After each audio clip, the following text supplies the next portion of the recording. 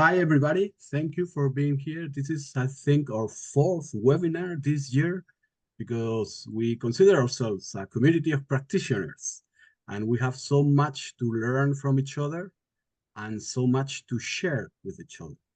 And today, for the very first time, we take somebody from outside the Federation, but very close to the Federation, actually, which is Agustina Gutierrez. From Tingua. Tingua, it's the only organization certified outside the Federation.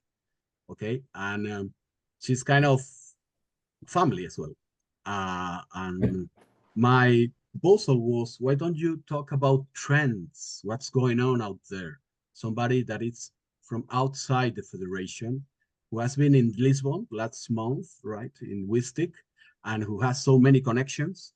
And at the same time, she has the freedom to tell us whatever she wants to tell. I think that's wonderful. Please, Agustina, introduce yourself a little bit. Tell us about Tingua, even though I think everybody knows a little bit. And we'll go for it. Remember, it's being recorded, and it will take no more than 35, 40 minutes. Then a small chat, a small conversation about ourselves. The webinar will be recorded. It is being recorded, and it will be in YouTube in just a few days. So, Agustina, there you go. Ready for you.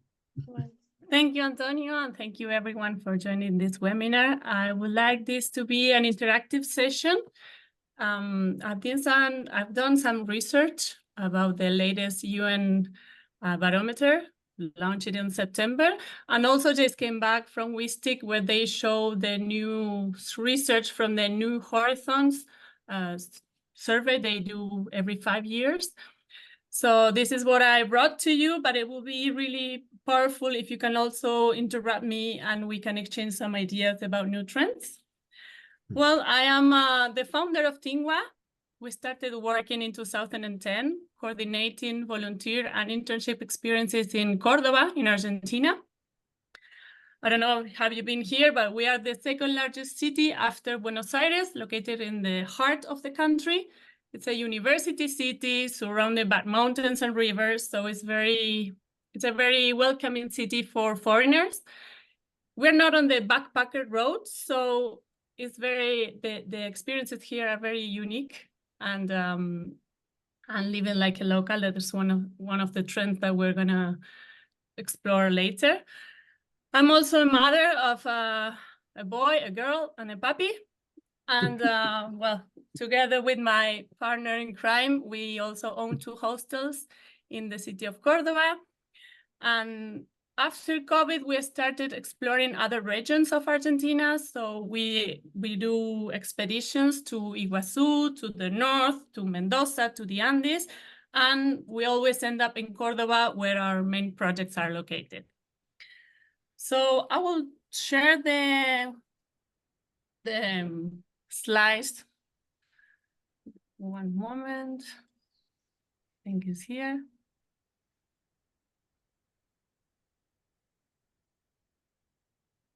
I think I don't see you anymore, but do you see the presentation okay? Yes, everything is okay. Okay. So good news for us. The tourists have recovered from pre-pandemic levels in 2023. So we are reaching an estimated of 3% of global GDP.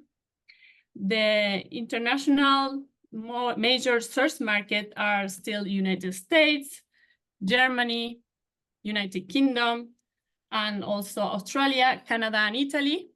But there is this big boom, the biggest growing outbound destination, which is India at the moment. I don't know if you have explored already that country, but it's growing really fast. And well, it will be interesting for us to have this intercultural exchange with Indians, because in Argentina, we don't receive many tourism from Asia. So it's going to be our first time too. Also, regarding our main target, the youth travel population, it's also growing consistently. So the expectations are that this contribution will continue in the future. The number of young people aged 15 to 24 is expected to continue growing over 1.3 billion until 2040. So for the next decades, we are expecting to have more young people willing to travel to our experiences. The top destinations are, as usual, Australia, Austria, Canada, France, Fiji, Germany, Iceland, Indonesia, Italy, Japan, Malaysia, Maldives, Qatar, Singapore, South Korea, Spain, Thailand, and the UK and the US.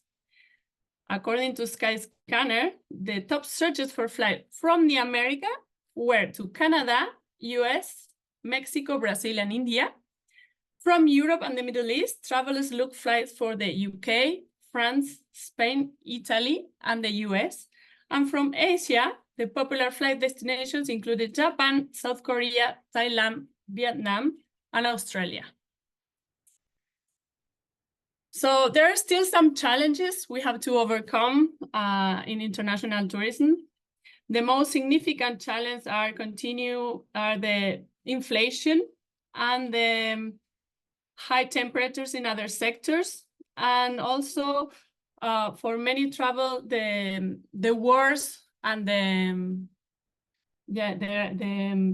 high rates in prices and accommodation are one of the main challenges when booking a destination. In the youth and travel sector, it's also the same, even though they tend to be more adventurous.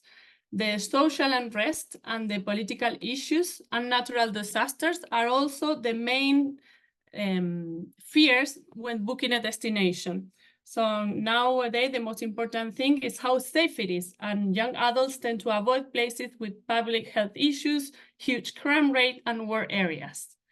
They try to avoid destinations when they could be scammed by locals when trying to use any basic services like taxis or restaurants. So after this overview, I would like to start with some of your opinions about the trends that you have seen on your participants lately, like after COVID. So I prepare, have you used this tool? Is the Mentimeter. If you have your phone, you can check the QR code and please enter your opinions there. We will have a brainstorm and we can start from there. Also, if you are in your computer, you can check the webpage mentimeter.com, and with that code, you will also enter to the survey.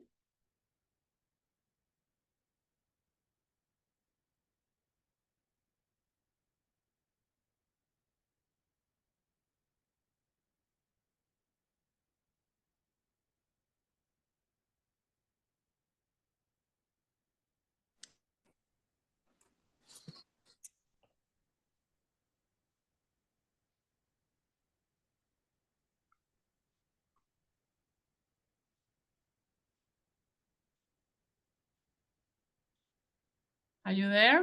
Just want to check the...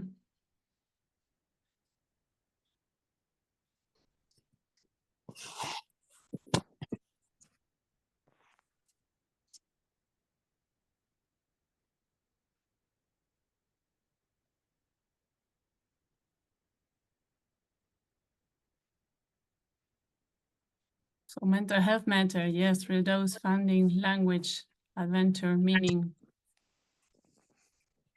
More reserved, yes. Younger participants, of course, we have 12-year-old group this year. Parents are very involved. Academic programs. Easy access. Easy access to? I don't understand that one. Sorry, it was me. I think I couldn't type more, but like easy access to countries that are of easy access, like one flight, because they are afraid that if something happens, at least they can bring back the participant, or they can reach the participant in an easy way instead of just, I don't know, flying to far distant destinations. Yes. Okay. Yes, I think, well, this is also what we talked about in WISTIC, so we're all very close. We'll continue with the presentation. Yeah.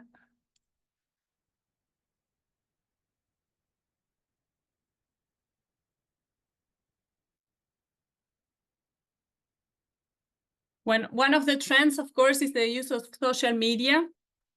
As you can see, many of our Gen Z travelers follow now also a travel influencer with a higher proportion in India, Italy, and Hong Kong.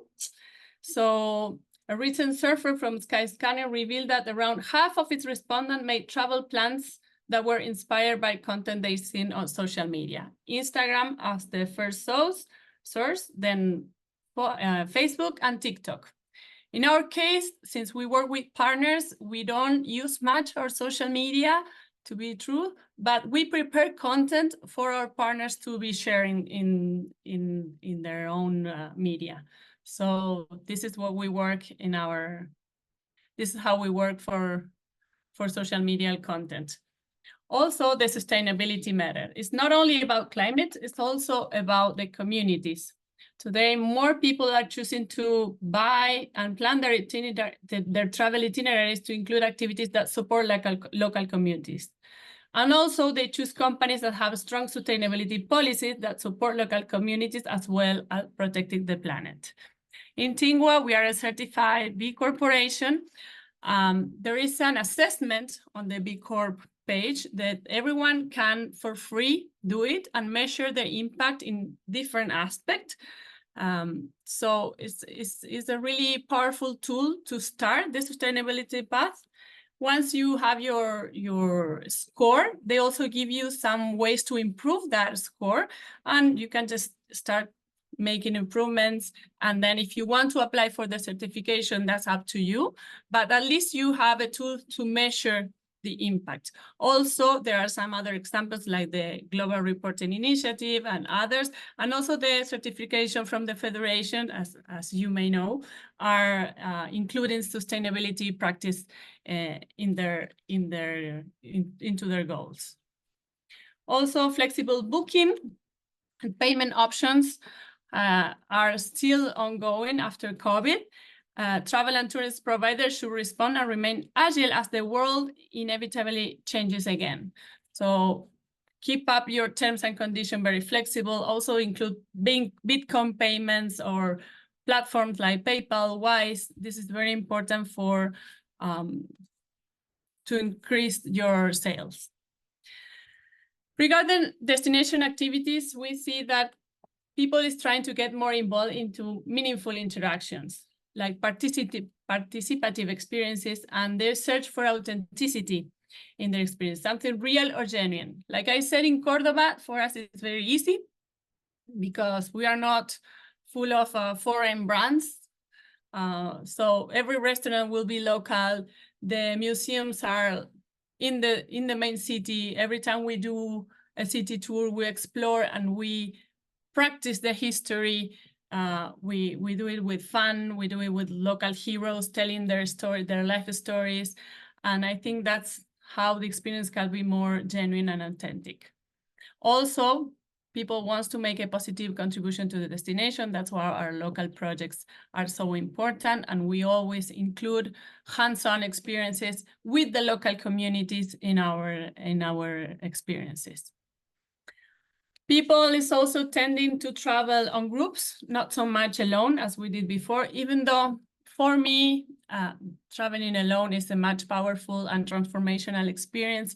After COVID, it results that people have more anxieties, they are more feared to travel alone. So the group traveling, it's a good start, I believe, and a smooth start to travel again after COVID.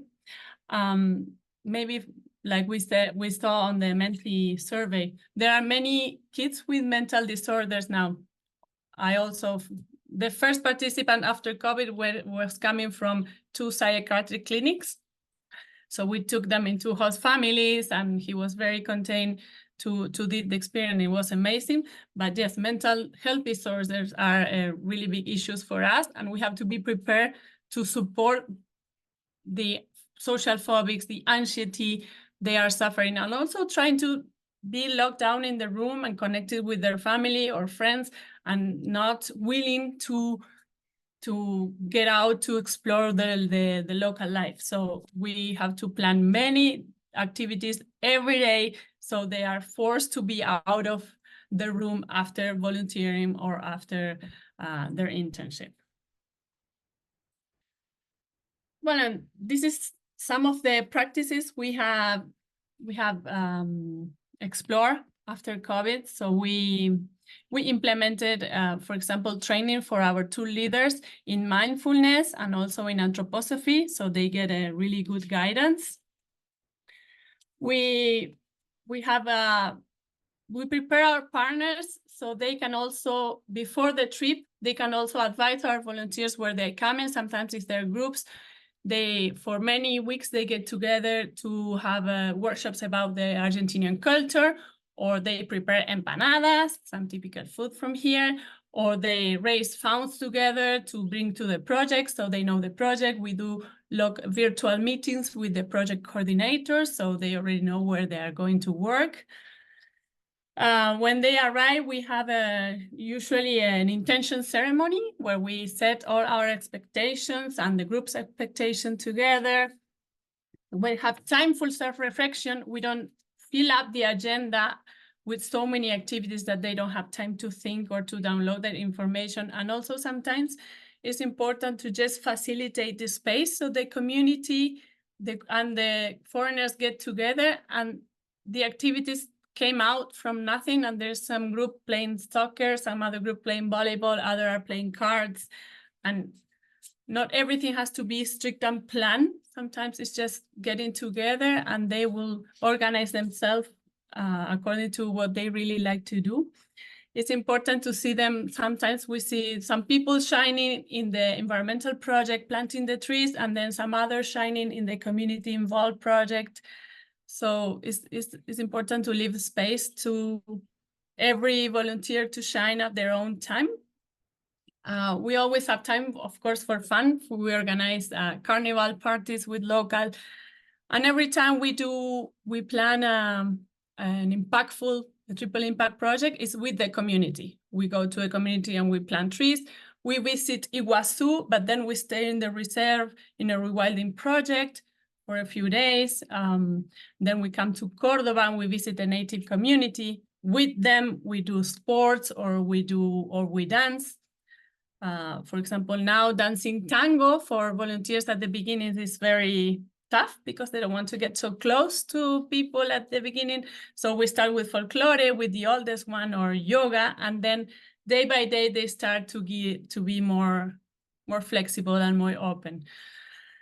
Well, like I said, our destination in Cordoba is not full of foreigners, so every experience is unique, and the people is the new thing in town, so everyone is very welcoming to foreigners here. So for us, it's not a big challenge, it's just naturally. And well, if we have time, I would like to show you a short video of a previous experience, or maybe you have something to also share from your new practices after COVID, because I know it's been a challenge with youth traveling, being back on the projects and being back on a family. And well, if you would like to share, I think that will be really powerful for us.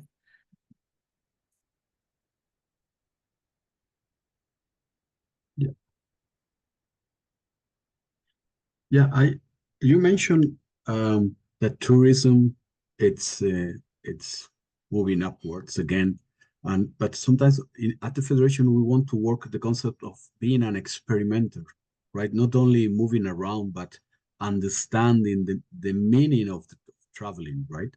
And it has to do with being close to the local flavor, but also to the social reality of the places people travel around, right? When you take people in Argentina, do you show them the reality over there? You take care of it.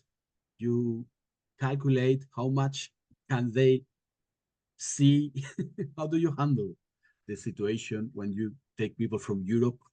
Because tango is great, but there are so many other things, right?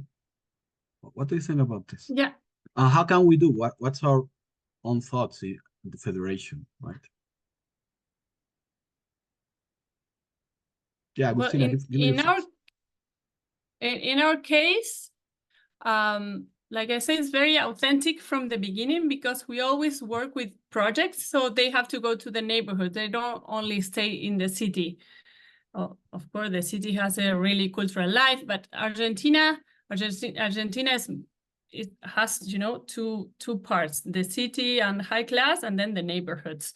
All volunteers go to these neighborhoods for the projects, and they interact with local people, and that's how we show them, for example, the reality of both realities of our country. For example, we have volunteers coming for a women empowerment project.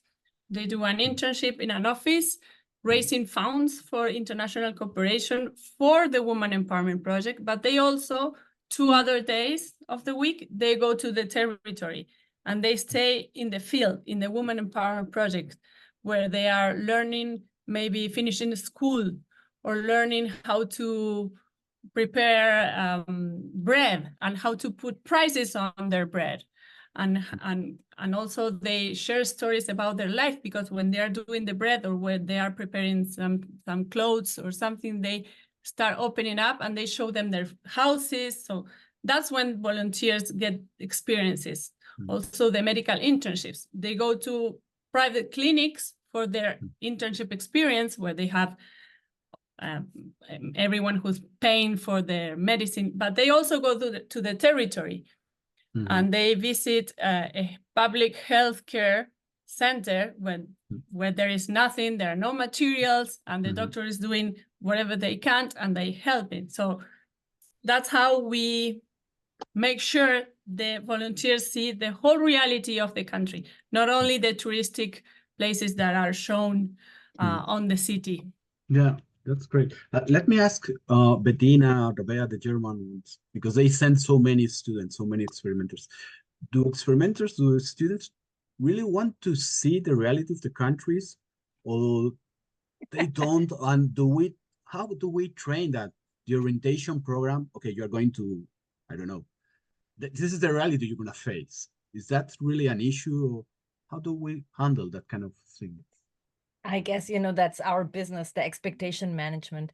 So I think I think they think they want to see the reality of the country, but they sometimes don't know what the reality is.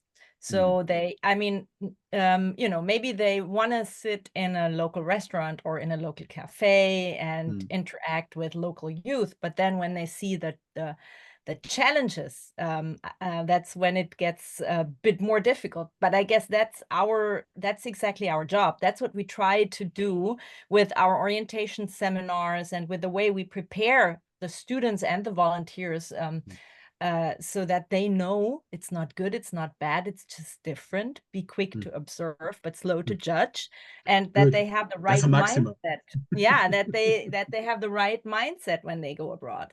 But I think this is where it's really important to have a good partnership between the sending and the hosting organization, that you can, you know, that we also know kind of like what it is that we have to prepare for, and that we can be in a dialogue, so that, because sometimes it's, you know, they will tell the host organization, oh, we were told something completely different, and it's not true, but they just make it up. So I think this is where we just have to be good partners and make sure that they know that we are in touch and that we want them to have a good experience, but that a good experience isn't necessarily always an easy experience.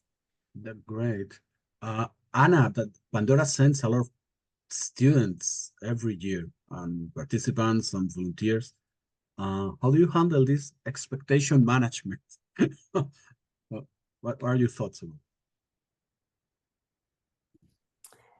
Well, hi everyone.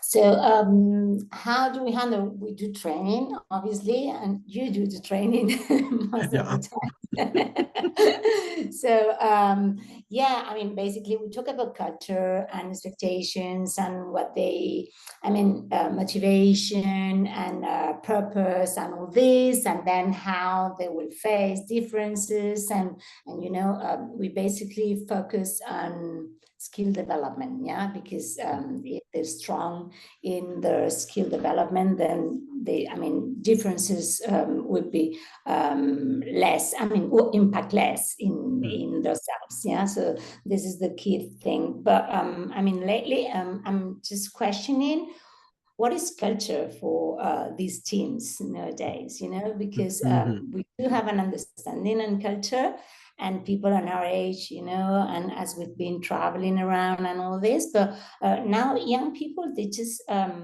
mean, what is important for them, what they do understand about culture, you know, the codes, everything has changed, and I don't have the answer, but you know, it's kind of, it might be a good exercise to just redefine culture, you know, for this age, yeah, and where they focus, what are their interests, you know, because we tend to think that they're not interested anymore, you know, in culture, or they don't realize, or they just want to be Instagrammers around the world. But I don't agree, you know. I know they have their own interests, but it's just they have different interests that the one we do have, or we understand, you know. It's been a big gap now in between us.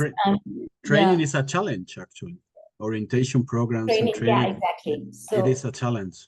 Yeah, I mean, there is training, but also maybe there is research, you know, on their trends, you know, how they like to travel, what they want to see, what they're interested in that. So probably we need to focus a little bit more on that. This is our perspective.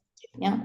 Yeah. Let me ask the Irish people, Neil and Mary. You receive a lot of students. How do you handle their expectations? How much do you show Ireland? Is that the real Ireland they want to see, or do you just calculate the reality you show? Neil? I think that I suppose one of the things that came into mind was that we were kind of talking about post-COVID, and I'm just wondering, a lot of the trends that we highlighted, COVID probably just accelerated a lot of the trends rather than being the catalyst of them. I think that they were kind of going in that direction, and I think that the world is changing really, really quickly in the past 10, 15 years, and I think that we are always just playing catch up. So I think that it's yeah, you're always trying to manage the expectations and trying to just keep on top of what is changing and different people's realities, because everybody has a different point of view. But I think that yeah, COVID kind of accelerated them, but all of the trends, but they were happening in a way, I think. And just trying to keep up with them, I think is difficult. I think we need to probably try to engage with the students as well as they're coming in, and try to get their perspective, because I don't know, I'm pushing on now at this stage. I have a lot more gray hairs, so I think that my perspective isn't always the same as other people's perspectives or younger people's perspective. So I think getting their input on it is really important, and trying to get feedback from them is probably it's one of the most important things when we get, like, we do a debrief session with the participants when they come back, and I think that's really valuable. And getting feedback on that, and then maybe getting feedback as well about what they want in the future as well, what participants want. So yeah, I think that the reality is changing for a lot of people, and just engaging with the participants as much as we can, because as I said, our perspective isn't the same as their perspective anymore. Yeah, and maybe we need to clarify what's the federation's perspective. So we have this same framework when we send people and receive people, and it's pretty much some common ground over there. But Cecilia, what are your thoughts about this when you get people in Mexico coming from Europe? Sorry, thank you, Agustina, also for the presentation. I saw that Italy had raised her hand, I think is Anne. Italy. So I didn't see that. So Anne. I don't know if she's still interested in taking part in the discussion. Anne.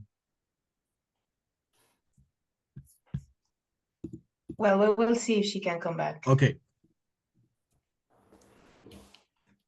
Yeah, I think it's. I'm sorry, I completely forgot your question, Antonio. Yeah, your perspective when people get. You receive people in Mexico, from Europe, from USA, from different places. How much do you dare to show Mexico? Do you show them just the Mexico they want to see? Do you really go in depth to connect with the reality, or how do you handle that expectation? I think if we are talking about our classical programs, it's just about immersion, and they see everything that they need to see. There's no hiding of the living conditions of some families. Obviously, we just had our limits. We would not place a student in a very poor community because not because we don't feel they need the help. It's just simply that the same community might not be able to provide for the student a proper experience. So you have to be also very careful of the feelings of the people of the community. So when Agustina mentioned, for example, about the mental health disorders, we also have to be very careful how much we can offer, because I cannot put a student that has a difficult medical history of mental disorders in a community that might not help him, but depress him more, or her, or them. So I think it's something that we have seen, that there's a lot of participants that are very open about their mental health problems, but that also we have as organizations the responsibility to do the best for our communities, for our local organization, and be very honest and say we can work with this person, or definitely sorry, we can't handle it. Yeah. So that's something that that we have seen a lot lately. Even we put in place support of local psychologists, local mental health advisors. It's not working all the time, so we have just to be aware of that. And again, as Bettina and Anna mentioned, training, and communication with our partners. It's the only thing. Thank you. Let me ask Catherine, to what extent do you handle mental health situations with the students you receive? Because as Cecilia says, maybe sometimes you need to put that person back back home, right? Or something like that. I don't know. Yeah, so I've also got some questions which I'd like to ask. But if I start with mental health, I knew it. if I start with mental health issues, it's a really difficult area. And I agree with Cecilia, it's about knowing your limits as to how much support you can provide and when it isn't suitable and we don't have the skills or the professional qualifications to do that. We do it in a variety of ways. We ask for disclosures on application forms and medical information. We constantly review that, defined on our experience and what we learn in practice. So it's not as if we have a set form that never changes. Every time we encounter an issue, we think, well, could we have asked for better information? What are the limits of the information? We also have a lot of layers of support, and we have an independent listener who is available to talk to students on any issue. And they're not an employee of our organisation. We contract that out, so it's truly independent. They liaise very closely with the programme manager, and they make it clear that if they have a discussion with a participant, no matter what their age, they may need to speak to the programme manager about that. But we find that for homesickness, for sometimes relationships back at home may be difficult, family or parental relationships may be in a difficult situation. And a lot of the calls are around those personal issues. And so that helps. It's very much a counselling focus with a professionally qualified person to help the participant find a way forward or accept that there's nothing they can do if it's to do, for example, with parental relationships. It's very difficult for them to be far from home if that's happening. In terms of the other side of it, sometimes we do ask our partners to recall, or we say that we can't keep somebody safe.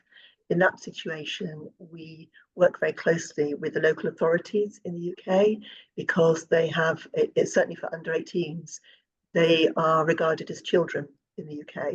And if there was an issue where the school, for example, may uncover an issue, they would call in the local authority.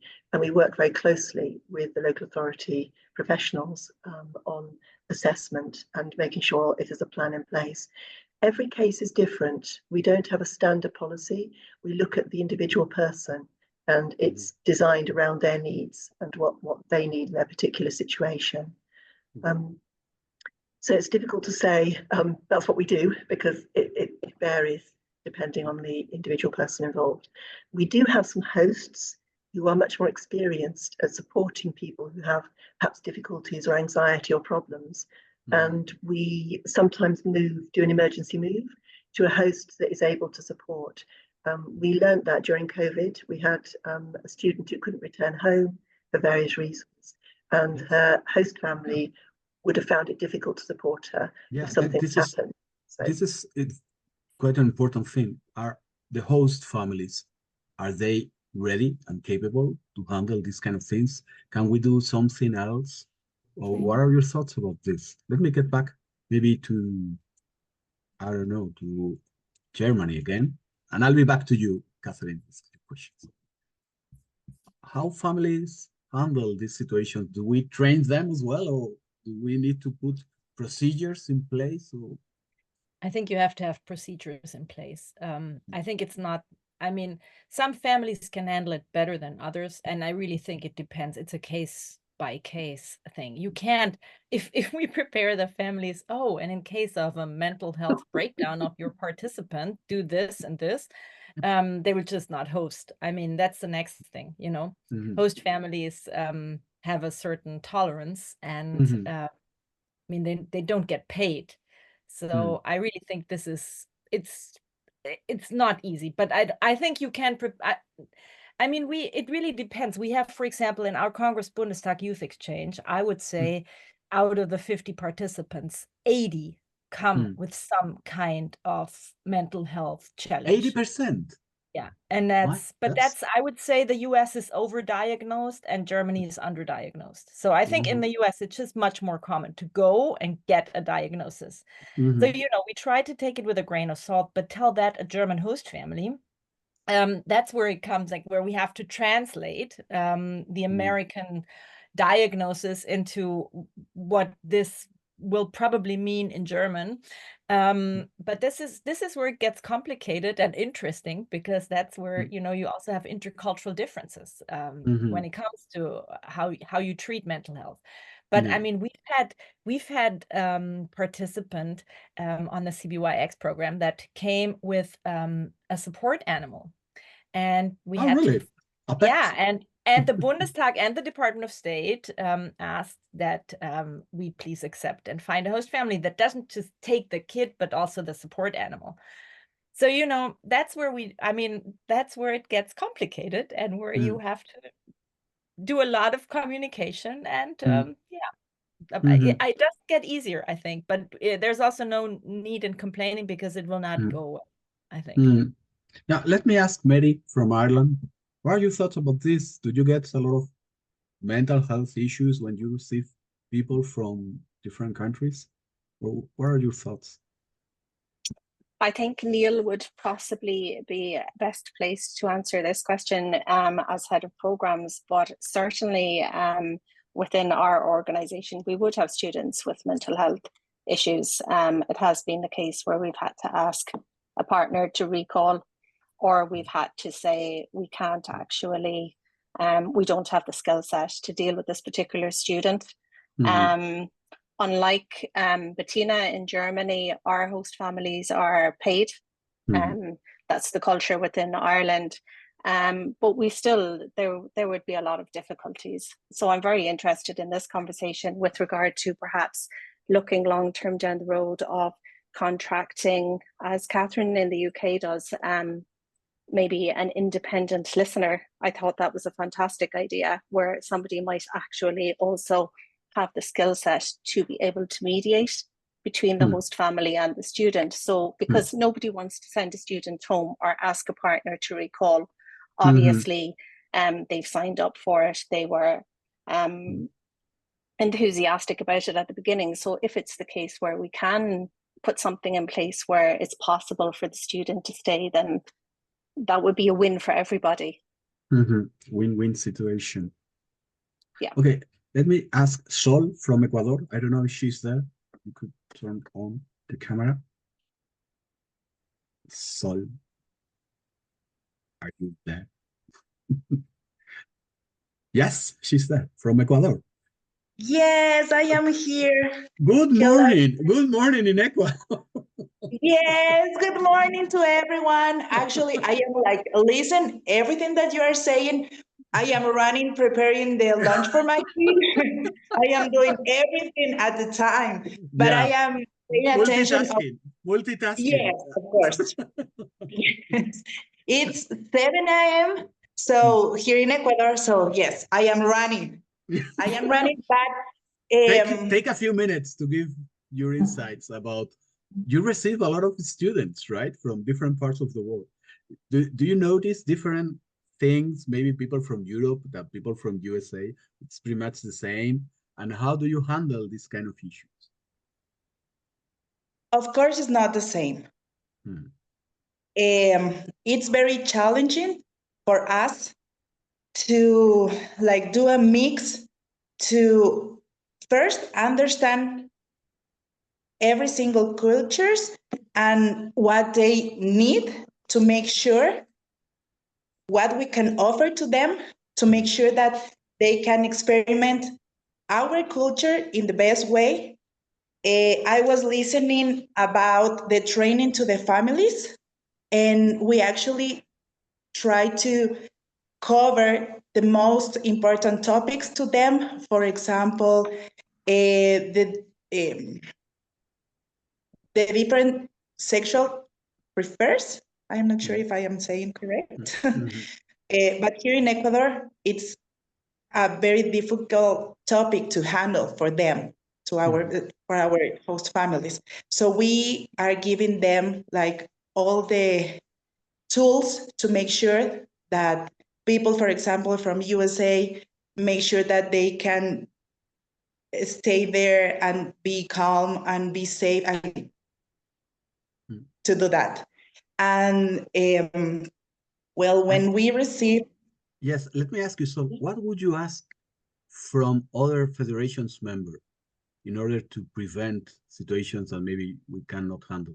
Do you think we should screen better the students we send, or improve our procedures just in case things don't work? Or what would you ask from other members regarding this issue? I think this specific thing handled Carola. I am not sure if Carola is here, but I think that all the applications forms that we receive, actually it has all the details about the preference that the students can have, not only about mental health issues, also like food, some issues of food or prefer of food. And I think that all the details that we receive prepare us to find the best families and also the best projects for them. So I think that all these themes, all these topics are actually handled about all our partners. I think that we have all the details that we need. That's great. That's great. Let me get back to Catherine. Catherine David, you had some questions, and then Cecilia. Catherine, you had some questions in your mind. Yes. I was really interested in the information that Augustine you provide to, for example, to Germany or to other partners for preparation for participants before they arrive in Argentina. So I was interested to know the content and how that's used by partners, and if it's effective, if it's made a difference. Yes, I believe, well, we have different types of partners. The ones that really prepare our volunteers, and there's another ones that are just a machine who are sending the application, and it's a huge difference. Like I was saying, when they prepare participants, like our partner from France, for example, I receive volunteers that are very committed to the project, and even though sometimes I think that they don't really understand the reality of Argentina. Maybe what I would like is to have an interview a few years later to see how we impacted in their lives. But just a better preparation, we give them material, and we also interact with them in virtual meetings before they arrive. So I think that's how we make sure, even when we receive the booking through a portal who's just sending automatically the booking and we have to accept or decline, we do an internship, a virtual meeting before they arrive to Argentina. So we make sure they are prepared, and we make sure we download their expectations about the experience, and then everything is going to be better than that. Expectations. But, yeah. Handling expectations seems to be quite an important And issue. you know what happened in WISTIC? There's one big agency, we don't work with them, but what they were asked me was about not so emotional projects. So low meaning projects. Yes, yes. And for me, it was so strange because I've been years collaborating with the projects, and I get emotional every time I go to the project. I learn from this project. So for me, it's really powerful also going out of my comfort zone to the neighborhoods in the project. And this is what we offer for many years. And now the agencies are saying, oh, you know what? After COVID, maybe less emotional, less. And we don't work with them. But I'm like, I don't have that kind of project. Low emotional projects. Yes, low intensity, low cost, yeah, but low intensity. Yes, but it would be good to maybe exchange the material, because it's a document that our partners read, but also our partners visit us, so they already know our projects, they know the culture, and that's the best. When partners come and visit, the experiences of the volunteers change widely, dramatically. Yeah, definitely. Bettina, you have a question, maybe? Yeah, I have a question. Agustina, would you say, I mean, you said you have some partners that prepare more, others that prepare less. Would you say that the happiness of the participants is higher when they're better prepared? Because I sometimes have that discussion within our organization. Sometimes it's like we over-prepare our participants almost. Like, are they really gonna have a better experience if they're better prepared, or will they maybe, can you say, like, would you say there are the better participants that are prepared, or not really? Well, Bettina, I receive your participants, and it's not because I'm here. I say it everywhere. No. It's not because I'm talking to the federation. No. Okay, for sure. I don't say about happiness, because it's not everything about happiness. Yeah. It's about meaning. I meaning. cannot assure about happiness, but yes, they are committed. Yes, they know where they're coming. Yes, they're willing to have a more lower class family than they are used to, and they are okay with it. So this is the thing. Don't sell happiness, because it's not going to be like that all the time. The experience with your volunteers are longer also. The ones that are run by portals are usually 2 weeks. So yes, it has to be happy, and everything is fast, and we also have to adapt as a host organization. People keeps asking me 2 weeks volunteer program in social projects, and I have to say, no, I'm sorry. I would love to have more bookings, but social projects cannot be done in 2 weeks. Yeah.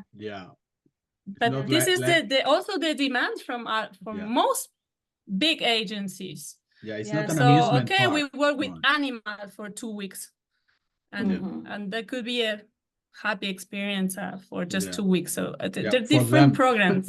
Yeah. Yes. Yeah, let me ask Ximena. Ximena, you have a lot of experience.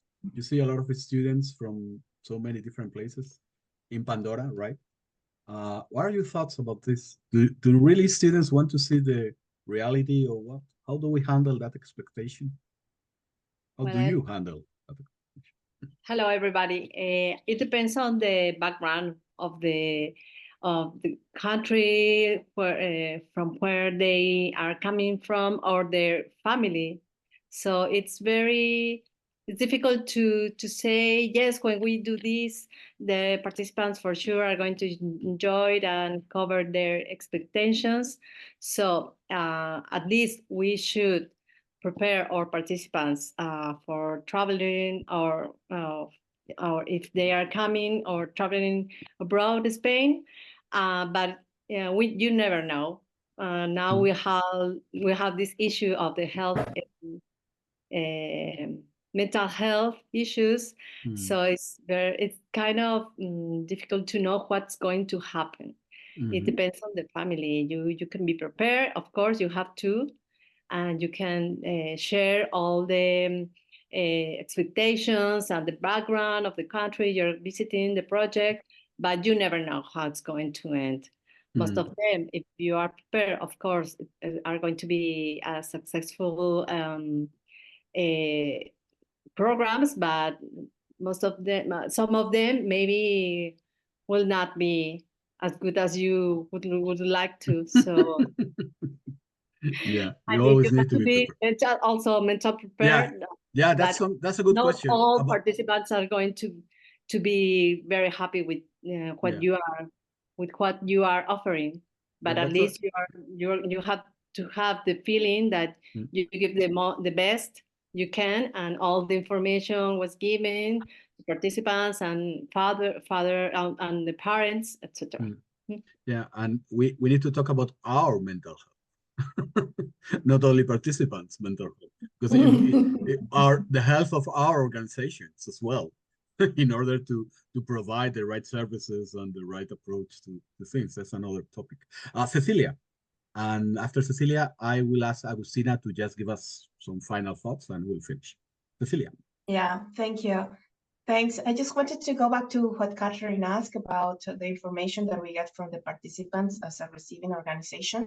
And actually, it's very, very helpful because, as we said, we can place the students in the best communities. But the funny thing is that sometimes we get too much information and it doesn't mean that it's wrong. It's simply that, for example, from German participants and Irish participants, we get police vetting. And in Mexico, it's not needed for certain projects, but we keep it in the organization. But there's no need for us to share it with the community or with the hosting organization in Mexico. Sorry, with the hosting project in Mexico. So we are not going to stop doing that, or we're not going to stop organizations sending those documents, but we try to talk to our partners and say, don't feel bad if that extra work that you are doing, it's good for us, but our hosting communities might not need it. Yeah, but we still need to have it in an administrative section.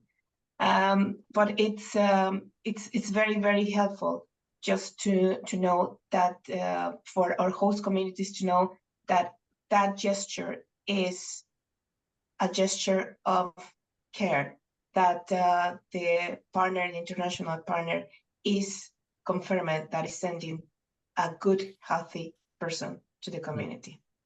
So that's what backs up this.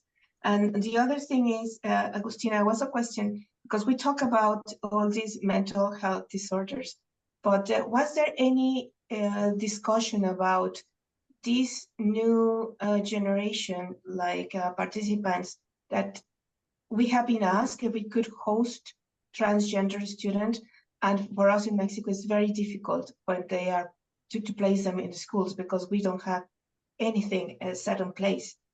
in the public system or in the private system schools in Mexico. I think if it's a participant that is over 18, might be easier. But if it's under 18, definitely for us it's very difficult. Was there any discussion about this? Like what is now going on the I don't want to call it issues, it doesn't sound too positive, but about these new participants that do really want to experience, but being a transgender person traveling with probably a passport with an original name complicates everything in the process. Well, Yeah. Ceci, I don't have high school students, only volunteers plus 18. For us, it's not an issue to place in a project or an internship a transgender student. Also, we work with hostels, not so much with host family. We have a few ones, but the ones we have are open also for transgender student. So in Argentina, things are changing fast. So I believe that schools also will be willing to host a transgender student from a foreign country here. Like in my kids' school, there are transgender kids. So it's very common for us. Maybe it's different in Mexico, that it's a little bit more traditional, I believe, than Argentina. But yeah, here is a big revolution, so you cannot say no to a transgender booking. Where we will say yes. But was it discussed at all in WISTIC? Like, no, not in the workshops we attended. Yeah. No, I don't remember. Bettina, have you seen any workshops regarding? No.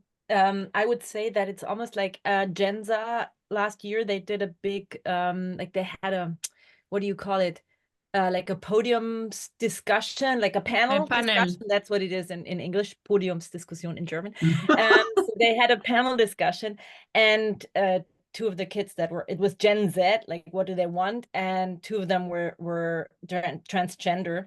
But it's almost like, I think it's what I find a bit difficult. It's almost like the question you ask, Cecilia, is almost a question you cannot ask in front of a lot of people, because it's like, hey, are you not open? And that's where we have problem or challenges, really, because, I was talking about the CBYX kids with 80% like challenges, mental challenges, but out of those 80%, another, I would say 20% are transgender, non-binary. I mean, there are all of these versions of life right now that our host families do not understand. So we have to explain what it means. That doesn't mean they're not open. It just means some of them have never heard about non-binary, if they live in the countryside. And I think the difficulty is finding a way to talk about it so that those people that are non-binary or consider themselves non-binary or whatever, want to call themselves this, that they don't feel judged, but also that those that have a question about what does it mean for me and my family, don't feel like they can't ask that question. So to answer your question, Cecilia, no, it hasn't been discussed, and I wish we could find a place where we can discuss it in a very open way, where we can also ask about what does it actually mean, and what would it mean for me as a host organization to place these kids in families. How can I prepare the families? Because I think that's something that we haven't managed yet. We talk a lot about diversity and inclusion, but now we need to rethink again the whole concept, because inclusion, what's all about? What is included? Now this new ground. Okay, Agustina, your final thoughts. What's ahead of us? From your point of view. First, a big thank you, because this interactional conversation for me was really, really impactful, and I really enjoy to have this like open and like Cecilia was posting her question with such a trust in the community. So, well, thank you, big thank you. I believe we all have the same challenge, will be not to attached to the consumers' demands, because they want to travel fast, because they want to be happy all the time, because they don't want to waste time on preparation. So I will be like, I will make a strike a community strike and say, no, we need to take time for preparation. If he's not willing to take the time for preparation, maybe he doesn't go to Argentina this year, and it's okay. It's better. Don't send them if they don't want to take the time to have a good preparation. And also, if they don't have time to be here for a long time to a good social interaction, well, just maybe next year. So let's take some time to slow down. Don't fill out their agendas of all the kids, because they need some time to download the information. They need sometimes to think about. That's why we implemented a mindfulness session, and try to take it slow. It's not what the trends are going, but I think we have to take care of the educational part of this kind of experiences, and they try to avoid that. So let's I don't know, I'd love to have more conversations like this one. I'm not going to be able to be there in November with you, but I will be in the next webinars you invite me. Yeah, Thank certainly. you. Certainly we will. Okay, so this is it. Thank you, everybody. See you, quite a lot of you in UK in November, and we prepared the next webinars for the next year pretty soon. Thank you, everybody. You can say bye, that kind of thing, in every language. Adiós, adiós, adiós, adiós. Tschüss. Adiós, adiós. Adiós, Chao, gracias. chao. Chao. Bye. Gracias. Adiós.